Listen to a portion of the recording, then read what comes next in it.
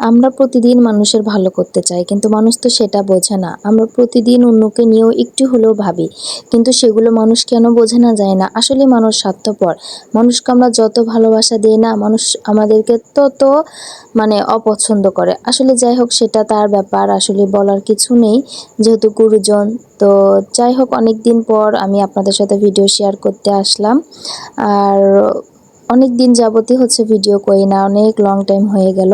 তো যাই হোক, আজকে একটা গুজরাটি ডিজাইন একদম জামা ওড়না সহ আপনাদের সাথে শেয়ার করব। তো হ্যালো এভরিওয়ান, আসসালামু আলাইকুম। কি অবস্থা সবার, কেমন আছেন? আশা করছি বেশ ভালো আছেন। আর আল্লাহর অশেষ রহমতে আমিও কিন্তু বেশ ভালো আছি, আলহামদুলিল্লাহ। এই জন্য হয়তোবা ভিডিওটা শেয়ার করতে পারছি। আর একটু একটু করে করে রাখছিলাম, এটাই শেয়ার করতেছি। আসলে অনেক ব্যস্ততার মধ্যে যাচ্ছি, এই কারণে না ভিডিওগুলো শেয়ার করতে পারছি না। তো যাই হোক, এটা ছিল একটা টু পিস, দেখতে পাচ্ছেন, জামা আর ওড়না একদম কিন্তু ভরা কাজ ছিল, অনেক সুন্দর কিন্তু কালারটাও ছিল।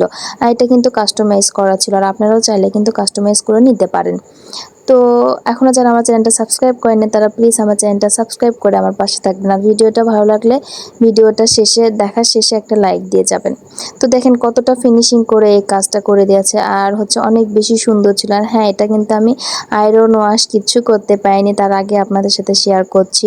যেহেতু কাস্টমারের খুবই প্যারা ছিল, এই জন্য খুবই তাড়াহুড়া করে করতেছিলাম।